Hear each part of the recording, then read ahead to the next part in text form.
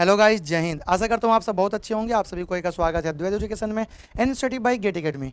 जितने भी लोग जो मेरे साथ आज पॉलिटी पढ़ रहे हैं, ये हम आप लोगों को बता दें, ये पॉलिटी का एमसीक्यू हम लोग कर रहे हैं। एमसीक्यू करने का जो मेन मकसद होता है वो आप लोगों को एग्जाम में आप लोगों का चेक करने के लिए ये एमसीक्यू हम करवा रहे हैं कि आप लोग एग्जाम में, रियल एग्जाम में अगर एमसीक्यू होगा तो आप लोग कैसे करेंगे। रियल एग्जाम में जो क्वेश्चंस अगर यही के सभी आ गए हैं तो आप लोग उसको कैसे सॉल्व करेंगे। हम पूरे क्वेश्चंस यहाँ पर जो आप लोगों को दिखेगा पॉलिटी का, वो सारा का सारा क्वेश्चंस का बाल का खाल निकालेंगे और बेहतरीन तरीके से हम लोग करेंगे।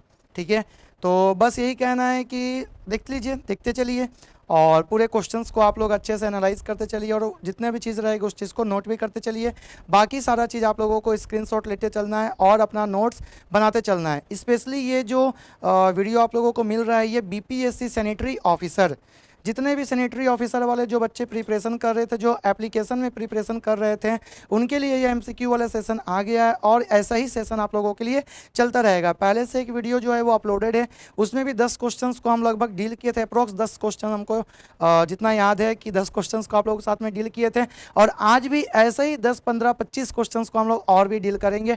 और डेली मतलब एक दिन छोड़ करके एक दिन आप लोगों को ऐसे वीडियो मिलता रहेगा ताकि आप लोगों को नोट्स बनाने में भी दिक्कत ना आए। ऐसे आप लोगों के एग्जाम में अभी थोड़ा सा टाइम है और सिर्फ ये बीपीएससी के लिए नहीं है, इंडिया में जितने भी एग्जाम्स होने वाले जिसमें भी पॉलिटी आता है ये क्वेश्चंस वैसे ही है।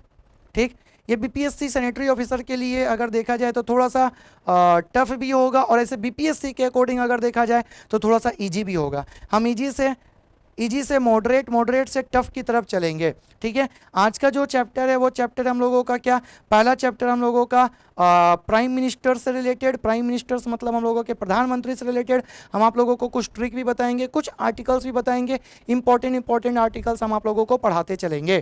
तो चलिए स्टार्ट करते हैं पहले क्वेश्चंस की तरफ। और जो आपको यहाँ पर दिख रहा है वो दिख रहा है पॉलिटी एमसीक्यू। चलो, मल्टीपल चॉइस क्वेश्चन आप लोगों का पहला जो है वो है क्या, वो आप लोगों को जवाब देना है। Which one of the following article deals with the appointment of the prime minister and other ministers. Article 76, 74, 75, 72 निम्नलिखित में से कौन सा लेख प्रधानमंत्री और अन्य मंत्रियों की नियुक्ति से संबंधित है। लेख की जगह में जानते हैं यहाँ पर आपको अनुच्छेद भी मिलेगा, तो अलग नहीं है, दोनों सेम चीज़ है। क्या वो अनुच्छेद 76 है, अनुच्छेद 74 है, अनुच्छेद 75 है, अनुच्छेद 72 है? कौन सा अनुच्छेद है आप लोगों को बताना है। हम थोड़ा सा हट जाते हैं साइड ताकि आप लोग जवाब भी दें और जैसे ही हम क्वेश्चन यहाँ पर पूछते हैं ना, वीडियो को करिएगा पॉज और पॉज करने के बाद आप लोगों का जवाब आते रहना चाहिए। तो अगर आप लोगों का जवाब यहाँ पर article number 75 option number C आ रहा है तो आप लोग एकदम करेक्ट है। प्रधानमंत्री के लिए जो आर्टिकल होता है वो हो जाता है आर्टिकल नंबर 75। ठीक है, भारत में एक प्रधानमंत्री होगा और वो प्रधानमंत्री सभी जितने भी नेता लोग, जिसको आप लोग मंत्री परिषद या काउंसिल ऑफ मिनिस्टर्स जो बोलते हैं ना, उसका हेड भी होता है वो। सारे कोई भी मंत्री परिषद का कोई भी बैठक होता है उसका अध्यक्षता भी करता है वो। मैक्सिमम टाइम में वो हम लोग आगे आर्टिकल 78 को पढ़ेंगे भी। यहाँ पर जो आर्टिकल नंबर 76 है वो क्या चीज़ को बताता है, ये बताता है अटॉर्नी जनरल ऑफ इंडिया के बारे में। क्या चीज़ के बारे में, अटॉर्नी जनरल ऑफ इंडिया के बारे में। ठीक है, अटॉर्नी जनरल ऑफ इंडिया के बारे में आर्टिकल नंबर 76 हो जाता है। अगर हम लोग बात करें इसको हम लोग हिंदी में क्या बोलते हैं, हिंदी में हम लोग बोलते हैं अटॉर्नी जनरल ऑफ इंडिया को हम लोग महान्यायवादी भी बोलते हैं आर्टिकल नंबर 76 में। अभी जो महान्यायवादी है उनका नाम है के वेणुगोपाल। ठीक है, के वेणुगोपाल अभी हमारे महान्यायवादी हैं, जो कि करंट के रिसेंट के महान्यायवादी हैं। आप लोगों के लिए क्वेश्चन ऐसे हम चाहे तो बता दें कि वो सबसे पहले महान्यायवादी कौन थे, तो ये आप लोगों के लिए क्वेश्चन है। आप लोग ना कमेंट बॉक्स में टाइप करिएगा, who was the first attorney general of India, first attorney general of India. ठीक है, आप लोगों को बताना है एजीआई के बारे में जो फर्स्ट है। ठीक, आर्टिकल नंबर 74 क्या चीज़ को डील करता है, article number 74 council of ministers, council of ministers के बारे में डील करता है। और ये काउंसिल ऑफ मिनिस्टर्स जो है ना, जिसको हम लोग मंत्री परिषद बोलते हैं, उससे संबंधित बातों को डील करता है। उसके बाद आर्टिकल नंबर 75 हम लोग जान गए प्रधानमंत्री से रिलेटेड, अब इसको डील करेंगे। आर्टिकल नंबर 72 क्या है, आर्टिकल नंबर 72 जो है ना, ये पार्डन पावर होता है किसके पास, पार्डन पावर है ये प्रेसिडेंट के पास में। राष्ट्रपति के पास में क्षमादान का जो शक्ति होता है, वो क्षमादान की शक्ति के द्वारा राष्ट्रपति सभी प्रकार के क्षमा को माफ़ कर सकता है। और ये आर्टिकल नंबर 72 हो जाता है, हम लोगों को याद भी रखना चाहिए ये आर्टिकल नंबर 72 को। ठीक है, चलिए अब आप लोगों से पूछा जाएगा कि आज तक भारत में कितने प्रधानमंत्री बने हैं जो कि पूर्णकालीन प्रधानमंत्री हैं। तो हम आप लोगों को यहाँ पर एक ट्रिक बता रहे हैं, आप सारे के सारे प्रधानमंत्रियों का नाम को याद कर लेंगे। अच्छा, जो प्रधानमंत्री पूर्णकालीन प्रधानमंत्री और जो प्रधानमंत्री अपॉइंट होकर के आए वो सारे के सारे प्रधानमंत्रियों के लिए ट्रिक है, इसको आप लोग नोट करिएगा। ट्रिक जो है हम यहाँ पर लिख देते हैं, इसको इरेज करते हैं और यहाँ पर हम ट्रिक को नोट कर देते हैं ताकि आप लोगों को प्रधानमंत्री का पूरा सीक्वेंस याद रहे। ट्रिक है हाँ, नर के मन में अटका, नर के मन में अटका इंदर, गौड़ बिहारी, गौड़ बिहारी नरसिंह चंद्र, विश्वनाथ, विश्वनाथ राजीव, विश्वनाथ राजीव और इंदर, विश्वनाथ राजीव और इंदर चरण मुरारी, चरण मुरारी लाल जवाहर। इस ट्रिक से आप क्या कर सकते हैं, इस ट्रिक से आप सारे के सारे प्रधानमंत्री को याद कर सकते हैं। यहाँ पर इंदर की जगह इंद्र कर दीजिए, यहाँ पर इंद्र की जगह क्या कर दीजिए, इंद्र, और ज़्यादा अच्छा हो जाएगा। ठीक है, इंद्र। अब देखिए ये सारे के सारे प्रधानमंत्री का एक सीक्वेंस है, जैसे हम लोग दोहा पढ़ते हैं ना वैसे दोहा टाइप का ये लग रहा है आपको। और यहाँ पर देखिए क्या है, नर के मन में अटका इंद्र, गौड़ बिहारी नरसिंह चंद्र, विश्वनाथ राजीव और इंदर चरण मुरारी लाल जवाहर। अब आप बोलेंगे सर कहाँ लग रहा है, ये तो उल्टा लग रहा है। हाँ भाई ये उल्टा है, यहाँ पर जवाहरलाल नेहरू का नाम है और यहाँ पर नरेंद्र दामोदर दास मोदी जी का नाम है। तो यहाँ पर आप लोगों को मिल रहा है क्या, नर से मिल जाएगा नरेंद्र मोदी जी, के का कोई मीनिंग नहीं है, मन से हो जाएगा मनमोहन सिंह। अब नरेंद्र मोदी 2 टर्म के लिए हैं, मतलब 2014 से 19 तक, 19 से लेकर के वो 23 तक के लिए जो बने हुए उसके लिए हम लोग बात कर रहे हैं, 24 तक के लिए, सॉरी 24 तक के लिए जो बने हुए उसके लिए हम लोग बात कर रहे हैं यहाँ पर। तो यहाँ पर मे मन से हो जाएगा मनमोहन सिंह, मे का कोई मीनिंग नहीं है, अटका से हो जाएगा अटल बिहारी वाजपेयी, इंद्र से हो जाएगा इंद्र कुमार गुजराल, गौड़ से हो जाएगा HD देवी गौड़ा, फिर बिहारी से हो जाएगा अटल बिहारी वाजपेयी, नरसिंह से हो जाएगा नरसिम्हा राय, नरसिम्हा सिंह आप लोग सुने होंगे, और चंद्र से हो जाएगा चंद्रशेखर, विश्वनाथ से हो जाएगा विश्वनाथ प्रताप सिंह, राजीव से हो जाएगा राजीव गांधी, और का कोई मीनिंग नहीं है, इंदर से हो जाएगा इंदिरा गांधी, चरण से हो जाएगा चौधरी चरण सिंह, मुरारी से हो जाएगा मोरारजी देसाई, लाल से हो जाएगा लाल बहादुर शास्त्री और जवाहर से हो जाएगा जवाहरलाल नेहरू। ये सीक्वेंस जस्ट उल्टा लिख लीजिएगा, हम ये सीक्वेंस ऐसे लिख के आप लोग इसको सीधा कर लीजिएगा। ठीक है, आप लोग समझ गए हम क्या बताना चाहें। पूरे के पूरे प्रधानमंत्री जितने भी आज तक इंडिया में बने हैं सभी पूर्णकालीन, सभी के सभी फुल टाइम प्रधानमंत्री वो सारे का नाम है यहाँ पर। ठीक है, कुछ कुछ लोग 2-2 टाइम के लिए बने हुए, जैसे जवाहरलाल नेहरू 2 टाइम के लिए बने हुए थे, 1964 तक बने हुए थे, वो कब से, तो 1947 से लेकर 1964 तक बने हुए थे। तो ये सारा का सारा टर्म हो गया। नरसिम्हा राव जी का हम लोग नाम ले लिए यहाँ पर। तो आर्टिकल नंबर 76 यहाँ पर डील जो करता है वो डील करता है क्या चीज़ को, वो डील करता है प्राइम मिनिस्टर्स के अपॉइंटमेंट को डील करता है। चलिए हम लोग आगे बढ़ते हैं और देखते हैं नेक्स्ट क्वेश्चन क्या है। नेक्स्ट क्वेश्चन से पहले यहाँ पर थोड़ा सा डील कर ले रहे हैं हम लोग आर्टिकल नंबर 72 को, जो कि यहाँ क्या बोल रहा है, the power of the presidential pardon is found in the article number 72 number का आर्टिकल में पार्डन जो क्षमादान का, याचना का जो पावर मिला हुआ है, वो पार्डन वाला पावर वो सिर्फ और सिर्फ किसको मिला हुआ, प्रेसिडेंट के साथ में गवर्नर को मिला हुआ। यहाँ पर ऑप्शन नंबर हम लोग जो देखे थे ना 72 वाला वो हो जाएगा। 14 article 14 article 72 says that the president shall have the power to grant pardons, reprieves, respites or remissions of the punishment to the suspend, remit or commute the sentence of any person convicted of any offense। कोई भी ऐसा person जिसको क्षमादान चाहिए वो क्षमादान का शक्ति राष्ट्रपति के पास में पाई जाती है। अनुच्छेद 14 और 72 में कहा गया है कि राष्ट्रपति के पास में किसी भी अपराध के लिए दोषी व्यक्ति की सज़ा को क्षमा करने का एक पावर है, राहत देने का एक पावर है, और राहत देने में छूट देने का भी एक पावर है, या पूरा का पूरा निलंबित करने का भी पावर है, और हटाने या सज़ा को कम करने का भी पावर किसके पास है, वो है प्रेसिडेंट के पास में। और वो आर्टिकल नंबर कौन सा हो जाता है, वो आर्टिकल नंबर 72 हो जाता है, जिसको अभी हम लोग देखे भी थे। ठीक है, तो ये वाला आर्टिकल को भी आप लोगों को ध्यान रखना है। चलो आगे बढ़ते और देखते हैं नेक्स्ट क्वेश्चन क्या कहता है। नेक्स्ट क्वेश्चन है the prime minister is appointed by which one of the following? Attorney general of India, president, vice president, chief justice of India. Bharat के अच्छा क्वेश्चन है यहाँ पर कि प्रधानमंत्री जो है उसका जो अपॉइंटमेंट है, नियुक्ति जो है, प्रधानमंत्री की जो नियुक्ति है वो कौन करते हैं? नियुक्ति कौन करते हैं आपको बताना है। भारत के महान्यायवादी करते हैं, पहला ऑप्शन। दूसरा ऑप्शन राष्ट्रपति करते हैं। तीसरा ऑप्शन उपराष्ट्रपति करते हैं। चौथा ऑप्शन भारत के मुख्य न्यायाधीश करते हैं। कौन करते हैं आप लोगों को बताना है। अभी हम आप लोगों को आर्टिकल और प्रधानमंत्री का पूरा सीक्वेंस बता दिए थे, अब अपॉइंटमेंट कौन करते हैं वो आप लोगों को बताना है। ये वो सब टॉपिक हम आप लोगों के साथ में डील करते चल रहे हैं ना, जो टॉपिक आप लोगों के एग्जाम में मैक्सिमम क्वेश्चंस बने हुए हैं। कोई भी एग्जाम्स रहेगा, स्पेशली करके बीपीएससी वाला एग्जाम जो सेनेटरी के लिए बहुत ज़्यादा इंपॉर्टेंट हो जाता है, उसके लिए ये इंपॉर्टेंट है। ऐसे कोई भी एग्जाम जिसमें बी पॉलिटी आता है वो यही सब क्वेश्चंस पूछता भी है। ठीक है, आप लोग देख लेंगे, प्रीवियस ईयर का क्वेश्चंस को सर्च करिएगा, आपको ये सब क्वेश्चन दिख जाएगा। तो अगर आप लोगों का जवाब यहाँ पर ऑप्शन नंबर बी आ रहा है तो एकदम करेक्ट है। प्रेसिडेंट जो है ना, राष्ट्रपति जो है ना, वो प्रधानमंत्री की नियुक्ति करते हैं। अभी हम लोग प्रधानमंत्री के लिए आर्टिकल नंबर 75(1) या 75 को देखे थे, जो कि प्रधानमंत्री को सूचित करता है, प्रधानमंत्री के बारे में बताता है। प्रधानमंत्री अपना अगर इस्तीफा भी देगा तो वो किसको देंगे? वो राष्ट्रपति को देंगे। उसको अपॉइंट भी, जो शपथ दिलवाते हैं वो शपथ भी कौन दिलवाते हैं? प्रधानमंत्री को शपथ भी दिलवाते हैं राष्ट्रपति, आपको ध्यान रखना है। अपना इस्तीफा भी देंगे वो राष्ट्रपति को देंगे। अटॉर्नी जनरल ऑफ इंडिया को भी राष्ट्रपति और इस्तीफा भी। उसके बाद उपराष्ट्रपति को राष्ट्रपति और इस्तीफा भी राष्ट्रपति को।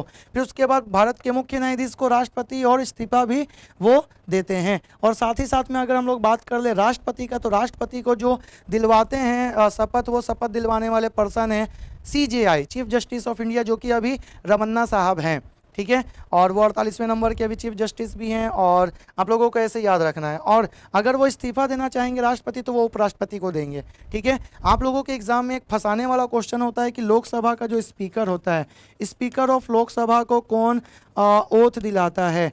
तो उसके लिए कोई भी ओथ नहीं होता है, लेकिन वो अगर रेजिग्नेशन लेटर, रिजाइन लेटर जो लिखता है तो वो डिप्टी स्पीकर को लिखता है, उपाध्यक्ष को लिखता है। ध्यान रखिएगा, डिप्टी स्पीकर स्पीकर को और स्पीकर डिप्टी स्पीकर को लिखता है, मतलब वाइस वर्सा वाला टाइप का क्वेश्चन हो जाता है यहाँ पर। ठीक है, तो स्पीकर वाला जनरली पूछा जाता है और लोकसभा के अध्यक्ष के बारे में जनरली पूछा जाता है। अभी लोकसभा के अध्यक्ष कौन है? तो ओम बिरला जी हैं, कोटा से बिलोंग करते हैं, उनका कॉन्स्टिट्यूएंसी कोटा हो जाएगा। तो आप लोगों को ये सारा का सारा क्वेश्चन का जो हम अभी डिटेल्स बताएं, सभी चीज़ को आप लोगों को ध्यान रखना और नोट भी करते चलना। जो स्पेशल वाला पॉइंट बताए थे स्पीकर वाला, और ये वो वाला पूछा जाता है फंसाने के लिए। चलो नेक्स्ट क्वेश्चन देखते हैं। नेक्स्ट क्वेश्चन है, who among the following shall communicate to the president all the decision of the council of ministers under article 78? Home minister, prime minister, attorney general, finance minister. निम्नलिखित में से कौन अनुच्छेद 78 के तहत मंत्रिपरिषद के सभी निर्णयों के बारे में राष्ट्रपति को सूचित करेगा? गृह मंत्री, प्रधानमंत्री, अटॉर्नी जनरल या वित्त मंत्री? कौन करेगा? जल्दी से बता दीजिएगा, फटाफट बता दीजिएगा कि कौन करेगा आर्टिकल नंबर 78 के तहत मंत्रिपरिषद, मतलब काउंसिल ऑफ मिनिस्टर्स के लिए प्रेसिडेंट को जो करता है ना पूरा का पूरा अपना काम के लिए, तो वो कौन करेगा? राष्ट्रपति को सूचित कौन करेगा? तो यहाँ पर आर्टिकल नंबर जो 78 दिया हुआ है वो मंत्रिपरिषद के काम के लिए, और जो सूचित करेगा वो सूचित करेगा कौन? वो सूचित करेगा प्रधानमंत्री। जो हमारे प्रधानमंत्री होते हैं वो वास्तविक रूप से, वास्तविक मतलब रियलिटी के जो हेड होते हैं सेंटर के, वो हो जाते हैं कौन? रियल जो हेड हो जाते हैं वो हो जाते हैं कौन? वो हो जाते हैं प्रधानमंत्री। प्रधानमंत्री जितना भी बैठक होता है किसी के साथ में, चाहे वो किसी कंट्री के एक अध्यक्ष के साथ में हो, चाहे वो किसी भी जो जितने भी वहाँ मंत्री परिषद के साथ में अध्यक्ष हो, उस अध्यक्षता भी जो करते हैं ना वो प्रधानमंत्री ही करते हैं। प्रधानमंत्री के एब्सेंस में कोई दूसरा पर्सन करता है, और साथ ही साथ में उसके बारे में पूरा डिटेल्स बताने का भी जो नॉलेज अपने पास में रखते हैं, आपको जो पूरा का पूरा डिटेल्स राष्ट्रपति को जो बताते हैं वो कौन बताते हैं? वो बताते हैं प्रधानमंत्री। ये भी ध्यान रखिएगा। एग्जीक्यूटिव हेड कौन होता है? तो एग्जीक्यूटिव हेड जो है, एग्जीक्यूटिव हेड हो जाते हैं वो कौन होते हैं? वो एग्जीक्यूटिव हेड हो जाते हैं हम लोगों के प्रेसिडेंट। तो प्रेसिडेंट को आप ध्यान रखिएगा, प्रेसिडेंट हम लोगों के एग्जीक्यूटिव हेड हो जाते हैं। किसके एग्जीक्यूटिव हेड हो जाते हैं? ये एग्जीक्यूटिव हेड हो जाते हैं पूरे के पूरे सेंटर के। लेकिन रियल हेड कौन हो जाता है? वो हो जाता है प्रधानमंत्री। अभी प्रेसिडेंट कौन है? तो अभी प्रेसिडेंट रामनाथ कोविंद जी है। पर्सन वाइज वो कितने नंबर के हैं? 14th नंबर के। और टर्म वाइज वो 15th नंबर के। आप लोगों को ये भी याद रखना है। और इसका हम ट्रिक भी बता चुके हैं पहले भी बहुत जगह में कि राजेंद्र राधा जा गिरे, फिसल ना गया रे, सोचा कचड़ा आज पापी राम राम। तो यहाँ पर आर्टिकल नंबर 78 जो है ना वो मंत्रिपरिषद के बैठक के लिए, और मंत्रिपरिषद का जो बैठक होता है उस बैठक में जो पार्टिसिपेशन के बाद में पूरा का पूरा डिटेल जो सूचना देता है वो कौन देते हैं? वो देते हैं प्रधानमंत्री, राष्ट्रपति को देते हैं। ऑप्शन नंबर बी करेक्ट हो जाएगा। चलो आगे बढ़ते और देखते हैं नेक्स्ट क्वेश्चन क्या है। नेक्स्ट क्वेश्चन है, to the number of ministers including the prime minister shall not be exceeded.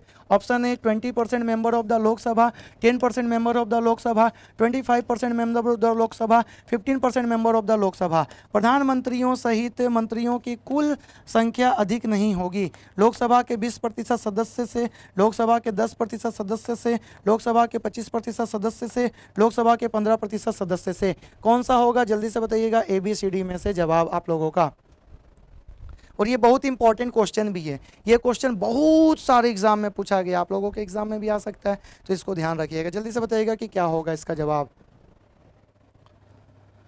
तो प्रधानमंत्री सहित अगर मंत्री परिषदों का कुल संख्या का अगर हम लोग बात करें तो ये कुल संख्या जो है ना वो 15%, लोकसभा में जितने भी सदस्य हैं ना उसके 15% से अधिक नहीं हो सकते हैं। तो लोकसभा में कितने होते हैं मेंबर? तो लोकसभा में आप बोलते हैं सर मैक्सिमम मेंबर हो सकते हैं 552। अभी कितने मेंबर है सर? तो अभी मेंबर है सर 545। तो ये 552 मैक्सिमम नंबर हो सकते हैं, कैन बी। अभी कितने हैं? 545। तो इसका 15% से अधिक नहीं होगा। और इसके लिए हमारे संविधान में एक जानते हैं संशोधन भी हुआ है, यानी कि ऑप्शन नंबर डी हो जाएगा इसका correct. 15% members of the Lok Sabha से एक्सीड नहीं करेगा। रीजन देखिए, मान लीजिए कभी कभी क्या होता है, त्रिशंकु सरकार बनता है, बहुत सारे पार्टियों के मिलने के बाद सरकार बनता है। तो सरकार बनने के बाद सब कोई नहीं चाहेगा भाई हम मंत्री बने, भारत सरकार का मंत्री बने। भारत सरकार के मंत्री बनने से फ़ायदा भी बहुत सारा है और नाम भी हो जाता है, बहुत सारा प्रॉफिट भी मिलते रहता है। तो कोई भी पार्टी वाला चाहेगा कि हमको मंत्री बना दे, हमको मंत्री बना दे, हम लोग सभी कोई को मंत्री बना दे। लेकिन सभी कोई को मंत्री बनाया जाता है क्या? नहीं बनाया जाता। नहीं बनाए जाने का रीज़न क्या है? सभी लोगों को मंत्री नहीं बनाए जाने का रीज़न जो है ना वो रीज़न यही है क्योंकि वो पर्सन सभी मंत्री बन जाए तो सभी कोई अपना अजलत करने लगेगा, बदमाशी करने लगेगा, बहुत ज़्यादा इसमें आते हैं, मतलब प्रॉब्लम भी क्रिएट होने लगेगा। कोई कुछ बोल रहा है, कोई कुछ बोल रहा है, कोई कुछ बोल रहा है, कोई कुछ कर रहा है, उल्टा पुल्टा होने लगेगा। इसीलिए ना 15% का जो संख्या है ना उससे ज़्यादा नहीं होना चाहिए, ये निर्धारित कर दिया गया 91st अमेंडमेंट के द्वारा। 91st जो अमेंडमेंट हुआ था वो 91st अमेंडमेंट हुआ कब था? तो 91st जो अमेंडमेंट हुआ था वो हुआ था 2003 में, 91वां संविधान संशोधन। इसको ध्यान रखिएगा आप लोग। उसी के द्वारा 15% जो है ना संख्या को निर्धारित कर दिया गया। लोकसभा के जितने भी मेंबर उसके 15% संख्या से ये ज़्यादा नहीं होगा। चलिए नेक्स्ट क्वेश्चन देखते हैं। नेक्स्ट क्वेश्चन क्या है? The supreme court of India present contains the following number of the जजेस। 25 जज, 31 जज, 20 जज, 30 जज। वर्तमान में भारत के सर्वोच्च न्यायालय में न्यायाधीशों की संख्या निम्नलिखित है। और ये वर्तमान की जगह में थोड़ा सा ये पास्ट हो गया है, ठीक है, ये थोड़ा सा पास्ट हो गया, अभी थोड़ा सा चेंज हो गया है, ठीक। तो आप लोगों को बताना है कि कितना जज का संख्या सुप्रीम कोर्ट में हो सकता है। जैसे ही हम लोग सुप्रीम कोर्ट का बात करें तो सुप्रीम कोर्ट का लिए आर्टिकल होता है 124। एक सुप्रीम कोर्ट है जो कि 24 आवर वर्क करता है, उसी को हम बोलते हैं सुप्रीम कोर्ट। सुप्रीम कोर्ट जो है ना वो 1773 रेगुलेटिंग एक्ट के तहत कहाँ बना था? सुप्रीम कोर्ट बना था कैलकाटा में। और 1773 सुप्रीम रेगुलेटिंग एक्ट के तहत 1774 में सुप्रीम कोर्ट बना था कलकत्ता में। सुप्रीम कोर्ट को जब दिल्ली ट्रांसफ़र किया गया था वो 1935 एक्ट के तहत किया गया था और उसको सुप्रीम कोर्ट को दिल्ली ट्रांसफ़र किया गया, ठीक है।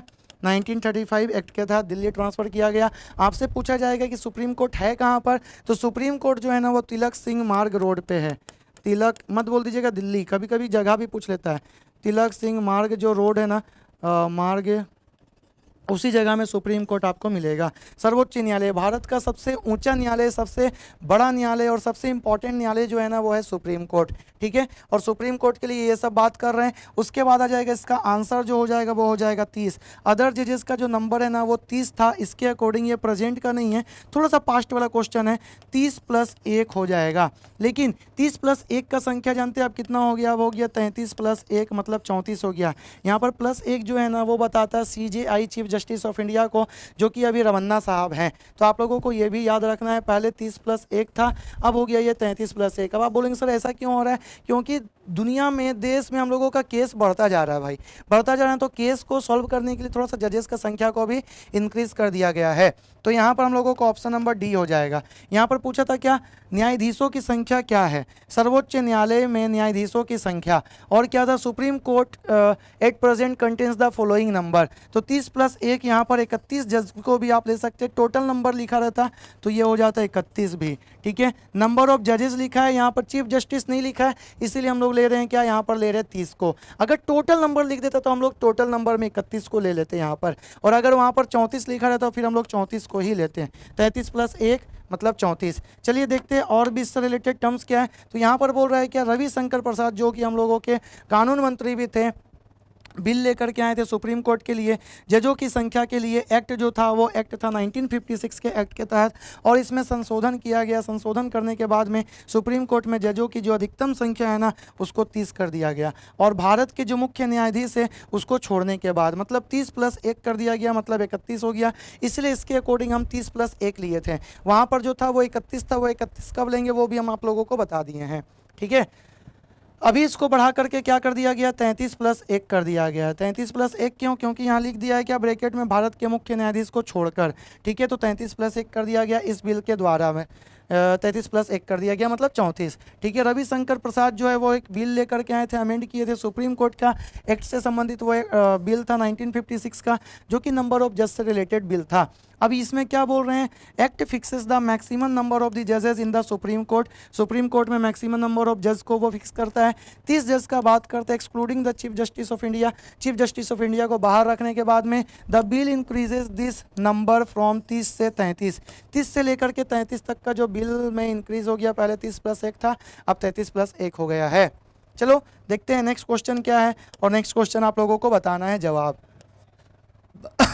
Who among the following appoints the chief justice and other judges of the Supreme Court? आपको बताना है prime minister, vice president, home minister और प्रेसिडेंट। निम्नलिखित में से कौन सर्वोच्च न्यायालय के मुख्य न्यायाधीश और अन्य न्यायाधीशों की नियुक्ति करता है? प्रधानमंत्री, उपराष्ट्रपति, गृह मंत्री और राष्ट्रपति। कौन करता है? जल्दी से बताइएगा, फटाफट आप लोगों का जवाब आना चाहिए।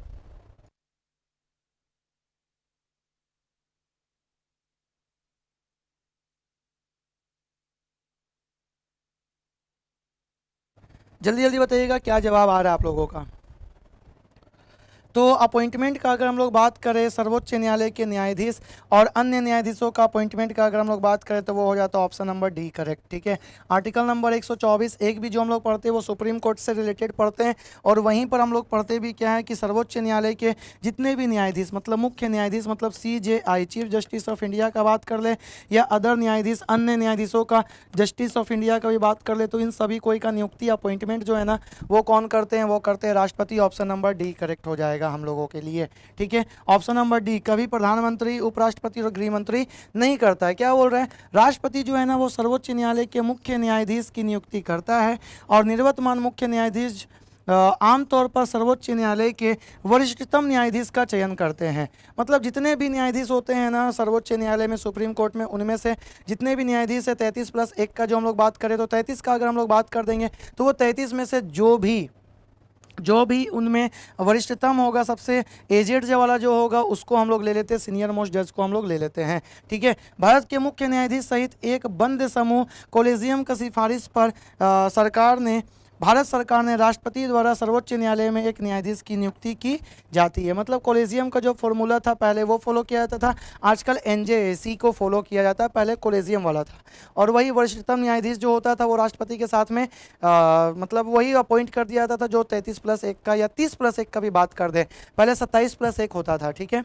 तो इस प्रकार से तो ये हम लोगों का सुप्रीम कोर्ट से रिलेटेड जो भी जज है उन लोगों के अपॉइंटमेंट से रिलेटेड है, जिसमें बोल रहा है क्या कि प्रेसिडेंट जो है ना वो अपॉइंट करता है chief justice of supreme court के जज को, और on going the chief justice usually select the senior most sitting जज ऑफ द सुप्रीम कोर्ट। जो भी सीनियर मोस्ट जज वहाँ पर सिट कर रहा है उसी को जनरली चुनता है। और अ जज is appointed to the supreme court by the president of the India recommendation of the collegium. Collegium के रिकमेंडेशन के थ्रू वो चूज करता है, चुनता closed group including chief justice of India. Chief justice of India के साथ में close group बैठता है और उसके साथ में वो लोग जज को चुनते हैं, और वो जज जो चुनते हैं वो जज हो जाता है चीफ जस्टिस ऑफ इंडिया बन जाता है हम लोगों का। ठीक है, तो आप लोगों को याद रखना है राष्ट्रपति ही जो है ना वो अपॉइंटमेंट करता है चीफ जस्टिस ऑफ इंडिया और अदर जजेस का भी। अदर जज का जो अपॉइंटमेंट है ना वो राष्ट्रपति अपॉइंट किसके सहयोग से करता है, तो चीफ जस्टिस ऑफ इंडिया के सहयोग से करता है कि हाँ किसको जज बनाना चाहिए, उसका सपोर्ट से, उसका हेल्प से करता है। फिर आप लोगों को बताना है कि which of the following are the power of the supreme court, original and appellate jurisdiction, और अपॉइंटमेंट ऑफ एडहॉक जजेस, judicial review, all the above. निम्नलिखित में से कौन सा सर्वोच्च न्यायालय की शक्तियां हैं? मूल और अपीलीय क्षेत्राधिकार, तदर्थ न्यायाधीशों की नियुक्ति, न्यायिक समीक्षा और उपरोक्त सभी। ABCD में से आपको बताना है क्या होगा इसका जवाब। जल्दी जल्दी बताइएगा इसका जवाब क्या होगा, आप लोगों का जवाब आना चाहिए। तो अगर आप लोगों का जवाब यहाँ पर आ रहा है ऑप्शन नंबर डी, तो एकदम करेक्ट आ रहा है, क्योंकि जो न्यायाधीशों का सर्वोच्च न्यायालय की जो शक्तियाँ जो होती है वो शक्तियाँ हो जाती है क्या, ऑप्शन नंबर डी। मतलब मूल और अपीलीय क्षेत्राधिकार तो होता ही है, तदर्थ और न्यायाधीश नियुक्ति होता ही है, साथ ही साथ में न्यायिक समीक्षा का भी क्षेत्राधिकार का बात हम लोग कर देते हैं। ओरिजिनल और अपीलेट ज्यूरिडिक्शन भी आएगा, इसी में अपॉइंटमेंट और एडहॉक जजेस का भी ज्यूरिडिक्शन आ जाएगा, इसी में जुडिशियल रिव्यू का भी ज्यूरिडिक्शन आ जाएगा। मतलब ऑप्शन नंबर डी जो है ना इसका करेक्ट हो जाएगा। चलिए देखते हैं इससे संबंधित कुछ कुछ आर्टिकल्स नंबर 372(1) जो है ना वो स्टैब्लिश करता है क्या, जुडिशियल रिव्यू का बात करता है, न्यायिक समीक्षा का बात करता है, और प्री कॉन्स्टिट्यूशन लेजिस्लेशन का बात करता है। आर्टिकल नंबर 13 जो है ना वो डिक्लेयर करता है that any law which contravenes any of the provision of the part of the fundamental right shall be void. कोई भी अगर फंडामेंटल राइट का अगर वॉइड करता है तो उस जगह में ये चीज़ का भी बात हो जाता है। फिर आर्टिकल नंबर 127 क्या चीज़ को डील करता है, अपॉइंटमेंट ऑफ द एडहॉक जज। एडहॉक जज कौन होता है, जैसे एडहॉक जज को हम लोग बोलते हैं संविदा वाला, आप लोग सुनते नहीं, ये वही हो जाता है। तो संविदा वाला बात को हम लोग करते हैं एडहॉक जज में। मतलब मान लीजिए कोई बहुत सारा केस है कोर्ट में, बहुत सारा केस को सॉल्व करने के लिए बहुत सारे जजों की संख्या पड़ती है, तो जजों की संख्या जो कम हो जाती है ना, वही जजों की संख्या को बढ़ाने के लिए एडहॉक जज, जितने भी जो हाई कोर्ट होते हैं ना, हाई कोर्ट से जो स्पेशल जज होते हैं उन लोगों को सुप्रीम कोर्ट का जज बना देते हैं, और उनको पूरा का पूरा दे देते हैं क्या, राइट्स पावर सुप्रीम कोर्ट के जज की तरह। उनको जानते हैं वेतन और भत्ता भी सुप्रीम कोर्ट के जज की तरह मिलता है, वो एक संविदा टाइप के हो जाते हैं। ठीक है, तो यहीं पर हो जाता है आर्टिकल नंबर 127 का बात, एडहॉक जज का भी बात। ठीक है, एडहॉक जजेस are appointed by the chief justice of the India in constitution with the president of India. President of India जो है ना वो अपॉइंट करता है, और चीफ जस्टिस ऑफ इंडिया इसका नाम को सजेस्ट करता है। द रिटायर्ड जजेस of the supreme court can be appointed as ad hoc जजेस, they are not deemed to be जजेस। जो कभी जज नहीं बनेंगे वही पर्सन को, रिटायर्ड जज जो हो जाते हैं उन लोगों को एडहॉक जज के रूप में भी कर दिया जाता है। ओरिजिनल ज्यूरिडिक्शन क्या है, तो original jurisdiction refers to the matters of which particular court is approached first case of the Supreme Court in India, its original jurisdiction covered under Article 131। 131 article के थ्रू ये एडहॉक जज का हम लोग बात कर रहे हैं, ओरिजिनल जुरिडिक्शन का हम लोग बात कर दे रहे हैं। It involves the following cases, any dispute between the Indian government and one more state. जो भी एक या एक से अधिक राज्यों के संबंधित जो भी कोई भी चीज़ का झगड़ा होता है, ऐसे कावेरी जल विवाद, भाई कावेरी जल विवाद का अगर हम लोग बात करें तो वहाँ पर बहुत सारा झगड़ा होता है। झगड़ा का जो हम लोग बात कर दिए तो वहाँ पर क्या हो गया, दो से ज़्यादा राज्यों का झगड़ा है, दो से ज़्यादा राज्यों का जो झगड़ा हो रहा है, तो दो से ज़्यादा राज्यों का जो झगड़ा हो रहा है वहाँ पर हम लोगों का सुप्रीम कोर्ट जो है ना वो क्या करेगा, आएगा और वो झगड़ा को क्या करेगा, सॉल्व करेगा। क्यों, क्योंकि वो झगड़ा को सॉल्व करने के लिए सुप्रीम कोर्ट को वहाँ पर आना पड़ेगा, क्योंकि दो राज्यों को झगड़ा में अगर हाई कोर्ट को दे दिया जाए तो वो राज्य अपने राज्य को और वो राज्य अपने राज्य को पार्शलिटी करेगा, इसलिए वहाँ पर सुप्रीम कोर्ट के पास चल जाता है आर्टिकल नंबर 131 के थ्रू। मतलब जो ओरिजिनल ज्यूरिडिक्शन है ना वो इसमें आ जाता है। दूसरा जो अपीलेट ज्यूरिडिक्शन का अगर हम लोग बात करें तो अपील करने का राइट्स आप लोगों को भी है। जैसे किसी को डिस्ट्रिक्ट कोर्ट से जिला और सत्र न्यायालय, उसके बाद हाई कोर्ट, हाई कोर्ट के बाद सुप्रीम कोर्ट। तो सुप्रीम कोर्ट में ऐसे जो हायरार्की को जो फॉलो कर रहे हैं, अपने केस को जो लेकर के जा रहे हैं, तो वो हायरार्की को फॉलो करने को ही हम लोग बोलते हैं अपीलेट। यहाँ पर आप अपील कर सकते हैं। हाई कोर्ट से अगर आपको सजा कुछ मिल गया तो आप अपील कर सकते हैं कहाँ पर, सुप्रीम कोर्ट में, और वही हो जाता है आप लोगों का क्या, अपीलेट ज्यूरिडिक्शन का बात कर देते हैं। चलिए फिर आगे बढ़ते हैं और देखते हैं नेक्स्ट क्वेश्चन क्या है।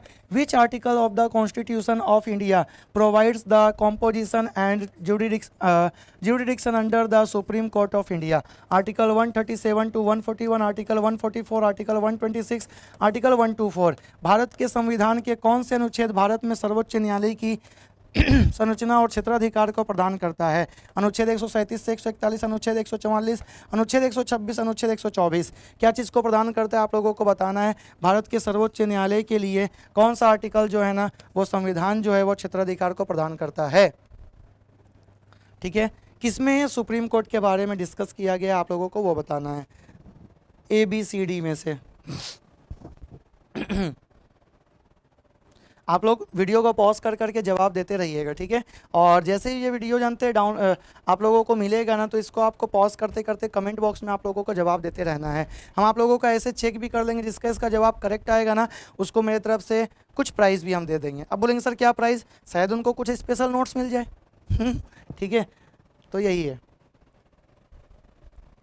तो आप लोगों को बताना था भारत के संविधान का कौन सा अनुच्छेद भारत के सर्वोच्च न्यायालय की संरचना का मतलब इसके पूरा का पूरा कंपोजिशन का और ज्यूरिडिक्शन का क्षेत्राधिकार का बात करता है, तो वो हो जाता है option number D, article number 124 जो है ना, वो हो जाता है हम लोगों का करेक्ट।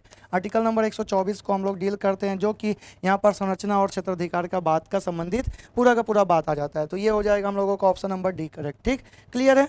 तो ये ऑप्शन नंबर डी को हम लोग यहाँ पर डील कर लेंगे, जो कि सुप्रीम कोर्ट का कंपोजिशन के बारे में और ज्यूरिडिक्शन के बारे में ये डील करता है कि there shall be a supreme court in India. Bharat में एक सुप्रीम कोर्ट होगा, वो हो जाएगा आर्टिकल नंबर 124 से, जो कि कलकत्ता में बना था 1774 में, और उसके बाद वो दिल्ली में ट्रांसफ़र हो गया। और उसके बाद दिल्ली में ट्रांसफ़र होने के बाद यहाँ पर जजों की संख्या उस समय 1950 से जब भारत आज़ाद हुआ तो 24 जनवरी 1950 से सुप्रीम कोर्ट भारत का बन गया था। 26 जनवरी से हम लोगों का देश गणतंत्र बन गया। और ये सुप्रीम कोर्ट जो है ना, अभी तिलक सिंह मार्ग रोड में है, आप लोगों को ये भी याद रखना है। और 33+1 जजों की संख्या भी है। अभी जो इसके चीफ जस्टिस का नाम है, उनका नाम है रमन्ना साहब, ठीक है, RV रमन्ना इनका पूरा नाम भी है। तो आप लोगों को याद रखना है, जो कि आर्टिकल नंबर 124 से हो जाएगा इसका ज्यूरिडिक्शन, इसका कंपोजिशन का बात। ठीक है, क्या बोल रहा है आर्टिकल नंबर 144, देखिए यहाँ पर सारा का सारा आर्टिकल को हम लोग डील कर ले रहे हैं। Civil judicial and authorities to act in the aid of the Supreme Court, all authorities of civil and judicial the territory of the India shall act in aid to the Supreme Court। मतलब जितना भी civil और judicial जो भी बात हम लोग कर रहे हैं, वो आर्टिकल नंबर 144 में आ जाएगा। और वो जुडिशियल अथॉरिटी के रूप में आता है 144 नंबर का आर्टिकल, और ये जुडिशियल रिव्यू जो हो जाता है 144 नंबर का आर्टिकल, यहाँ पर हम लोग बात कर ले रहे हैं। ठीक है, इंडिया और पूरा का पूरा वर्क से रिलेटेड ये बात हो जाता है। आर्टिकल नंबर 126 को क्या चीज़ को डील करते हैं, तो ये when the office of the chief justice of India is vacant, जब भी चीफ जस्टिस का जो ऑफिस है ना वैकेंट होता है, उस चीज़ के लिए हम लोगों का आर्टिकल नंबर 126 होता है। Chief justice is by reason absence otherwise unable to the perform to the duties of his office, duties of the office shall be performed by such of one of the other judges of the court as the president may appointed to the purpose। कोई भी अगर मान लीजिए supreme court के अगर chief justice का किसी कारण से पोस्ट वैकेंट हो गया, तो वहाँ पर प्रेसिडेंट जो होता है ना, वैसे पर्सन को अपॉइंट कर देता है, जो कि उसके अकॉर्डिंग वो सुप्रीम कोर्ट के जज के रूप में काम कर सकता है। और वही पर्सन सुप्रीम कोर्ट का जज के रूप में काम करता है जब तक कि ये अपॉइंटमेंट पूरा का पूरा कंप्लीट ना हो जाए, वो चीफ जस्टिस ऑफ इंडिया के रूप में काम करता है। और वो हो जाता है आर्टिकल नंबर 126। देखिए यहाँ पर 126 भी था, 144 था, 124 हम डील कर दिए, और 137 से 41 जो होता है ना, वो पूरा का पूरा डील करता है हम लोगों के सुप्रीम कोर्ट से रिलेटेड कुछ टर्म्स में।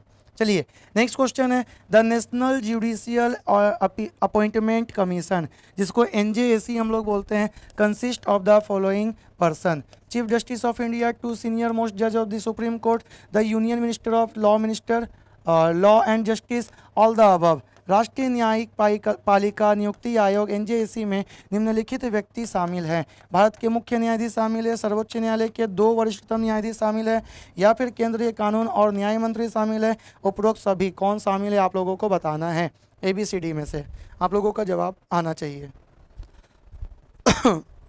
NJAC जानते हैं 2014 से आया है, पहले कॉलेजियम चलता था, अब आ गया है national judicial appointment committee, judiciary appointment committee, ठीक है, जो कि अभी जजों की नियुक्ति का पूरा काम करता है, ठीक है। तो इसमें ना ऑप्शन नंबर डी, अगर आप लोग को का ऑप्शन नंबर डी आ रहा है तो एकदम करेक्ट है, इसमें ऑप्शन नंबर डी हो जाएगा हम लोगों का करेक्ट। ये सारे के सारे चीफ जस्टिस ऑफ इंडिया भी होते हैं, 2 सीनियर मोस्ट सुप्रीम कोर्ट के जज भी होते हैं, यूनियन मिनिस्टर और लॉ और जस्टिस मिनिस्टर भी होते हैं। इसका मतलब ऑप्शन नंबर डी हम लोगों का करेक्ट हो जाएगा। ये सभी के सभी लोग यहाँ पर अपॉइंटमेंट में ज़रूरत होते हैं, उनका देखा जाता है। अब यहाँ पर बोल रहा है क्या, द एनजेएसी जो है ना एक एक्ट, इसमें क्या बोल रहा है, hair after referred as to the act was passed by the Lok Sabha 13 अगस्त 2014 को पास किया गया था और राज्यसभा से इसको पास कर दिया गया कब, तो 14 अगस्त 2014 को। Since the act involve constitutional amendment, जब तक कॉन्स्टिट्यूशनल अमेंडमेंट नहीं हो गया, hence rectification was needed by the states, जितना भी राज्यों का रेक्टिफिकेशन अगर चाहे तो उसमें चेंजेस ला सकते थे, वो सारा का सारा चीज़ को भी हम लोग बात कर लिए हैं। और क्या बोल रहे हैं, pursuant to the rectification by the majority of the states the president gave the assent to the act 31 दिसंबर 2014 में ये लोकसभा में आगे पास हुआ। कब पास हुआ, तो 14 अगस्त 2014 को। फिर राज्यसभा से पास हो गया कब, तो राज्यसभा से ये पास हो गया था उसी साल में, 2014 में पास हो गया था राज्यसभा से 14 अगस्त में, 13 अगस्त में हुआ था लोकसभा से, 14 अगस्त में हो गया था राज्यसभा से। फिर राज्यों के लिए भी भेजा गया था कि कोई भी अगर इसमें रेक्टिफिकेशन करना चाहते तो वो रेक्टिफिकेशन भी कर दे। उसके बाद वहाँ से भी रेक्टिफिकेशन जो था वो परसुएंट हो गया। फिर ये प्रेसिडेंट के पास पहुँचा और प्रेसिडेंट इसको फाइनल मुहर लगा दिया कब, 31 दिसंबर 2014 को। और ये जो एक्ट है ना, जो कि बिल पहले था, वो नोटिफाई कर दिया गया कि, और फोर्स में भी आ गया कि कोई भी जज का जो अपॉइंटमेंट है ना, वो अपॉइंटमेंट होगा इसी फॉर्मूला से। और 13 अप्रैल 2015 से ये आ गया फॉर्म में, फोर्स में आ गया, कार्य रूप में ये ढल गया है। The constitutional 99th amendment act provides for the composition and functions of the NJAC. तो आपसे पूछा जाएगा कि कौन सा इसके लिए संविधान संशोधन हुआ, तो इसके लिए आपको संविधान संशोधन 99th अमेंडमेंट आपको याद रखना है, 99वां संविधान संशोधन आपको याद रखना है, जिसके थ्रू इसमें ना हो गया था 2014 में जो अमेंडमेंट हो गया था और 2015 से ये लागू हो गया। तो ये 99वां संविधान संशोधन 2014-15 को भी आप याद रखिएगा, जिसके थ्रू से NJAC national judiciary appointment committee जो है ना, कमीशन जो है ना, उसको लाया गया था, जो कि एक बिल के थ्रू पास किया गया था और ये बन गया भारत में। सारे के सारे न्यायाधीश जो भी सुप्रीम कोर्ट के न्यायाधीश उन लोगों के अपॉइंटमेंट से रिलेटेड, ठीक है। तो ये सारे क्वेश्चंस आप लोगों के लिए इंपॉर्टेंट भी है और ये सारे क्वेश्चंस आप लोगों के एग्जाम में आए हुए भी हैं। और ये मैक्सिमम वो सारे क्वेश्चंस जो आप लोगों के संभावित है इस बार बीपीएससी सेनेटरी में। देखिए इसका सिलेबस में पॉलिटी कहीं मेंशन नहीं है, लेकिन अगर आ गया, बीपीएससी के हम लोग सिलेबस को फॉलो कर रहे हैं, अगर बीपीएससी के सिलेबस को फॉलो कर दिया और थोड़ा सा क्वेश्चंस पूछ दिया पॉलिटी का भी, तो वो क्वेश्चंस को आप डील कर सकते हैं। ऐसे ही धीरे धीरे हम लेकर के आएंगे और भी सब्जेक्ट्स के, जो भी नॉन टेक्निकल का सब्जेक्ट था ना, सभी सब्जेक्ट्स के क्वेश्चंस को हम लेकर के आएंगे। बस यही कह रहे हैं। तो आप लोगों के एग्जाम में अभी टाइम भी है, आराम से प्रिपरेशन करते रहिए। हर एक दिन में आप लोगों को कुछ वीडियो मिलता रहेगा और एक्सपेक्टेड क्वेश्चंस आपको मुकुल सर के भी थ्रू मिलेगा और एक्सपेक्टेड क्वेश्चंस मेरे थ्रू भी आप लोगों को मिलता रहेगा, जो भी प्रिपरेशन कर रहे हैं। मुकुल सर का जो होगा वो बीपीएससी सेनेटरी ऑफिसर का टेक्निकल वाला पार्ट है और मेरे पास नॉन टेक्निकल का जितना भी पार्ट है ना, वो सब सारा क्वेश्चंस को हम करवाते रहेंगे। अभी हम करवा रहे हैं पॉलिटी के क्वेश्चंस को, ठीक है। आप लोगों के एग्जाम में पॉलिटी कहीं भी मेंशन नहीं था, लेकिन अगर आ जाए ना एक क्वेश्चन भी तो आप छोड़े नहीं, इसीलिए हम डिटेल्स भी बताते चल रहे हैं। बस मेरा मकसद यही है। चलिए अब नेक्स्ट क्वेश्चन है कि mister T.S.. Thakur is the chief justice of India, dash chief justice of India, 41st, 42nd, 43rd और 44th कौन होगा। श्री टी.एस. ठाकुर जो है ना भारत के मुख्य न्यायाधीश हैं। 41वें, 42वें, 43वें और 44वें कौन से नंबर के न्यायाधीश है आपको बताना है। जल्दी जल्दी बताइएगा आप लोग।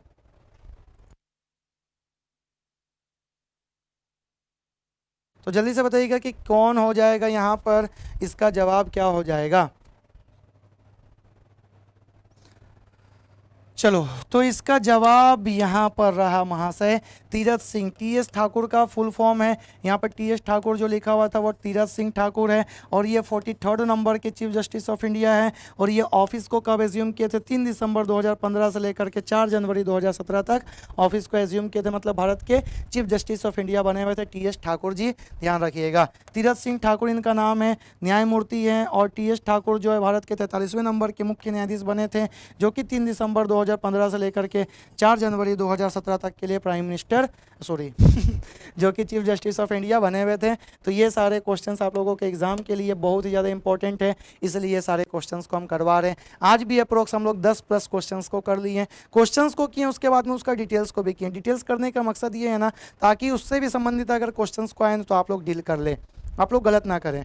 और ये स्पेशली हम बार बार बोलते रहे, ऐसे आपके बीपीएससी सेनेटरी में पॉलिटी मेंशन नहीं है, लेकिन फिर भी हम पॉलिटी का क्वेश्चन इसलिए करवा रहे हैं ना, क्योंकि एमसीक्यू इसलिए करवा रहे हैं ना, क्योंकि आप लोगों को एग्जाम में अगर पॉलिटी, अगर एमसीक्यू आ जाए, अगर क्वेश्चन आ जाए पॉलिटी का, तो आप उसको छोड़ करके नहीं आए, एक नंबर भी आपका वेस्ट ना हो। ऐसे ही हम धीरे धीरे सारा जितना भी नॉन टेक्निकल का सारा क्वेश्चंस को लेकर के आते रहेंगे आप लोगों के लिए। और बाकी जो भी एग्जाम है, जितना भी एग्जाम इंडिया में होता है जिसमें भी पॉलिटी है ना, वो सारे के सारे क्वेश्चंस ऐसे ही बने हुए होते हैं और ऐसे ही क्वेश्चंस आते भी हैं। ठीक है, आप लोग इस वीडियो को अच्छे से देखिएगा और सारा नोट्स भी बनाइएगा। बाकी इसका नोट्स जो है ना आपको टेलीग्राम ग्रुप में मिल जाएगा। नोट्स मतलब ये क्वेश्चंस आपको टेलीग्राम ग्रुप में मिल जाएगा, नोट्स आपको अपने बनाना पड़ेगा। ठीक है, क्वेश्चन आपको टेलीग्राम ग्रुप में मिल जाएगा।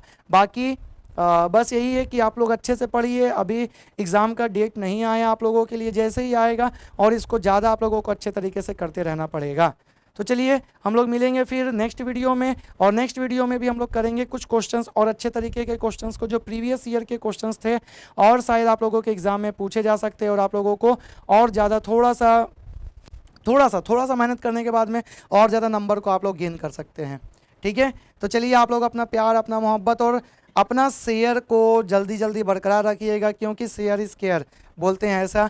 और शेयर करते रहिएगा, बाकी लोगों को भी इसको बताते रहिएगा कि पॉलिटी का भी क्वेश्चंस चल रहा है, जो भी एग्जाम में आने वाले पॉलिटी के क्वेश्चंस है उसको भी, और सेशन को लाइक जरूर करिएगा और शेयर जरूर करिएगा। चलिए मिलते हैं फिर नेक्स्ट सेशन में, तब तक के लिए टाटा बाय बाय, जय हिंद, जय भारत, वंदे मातरम।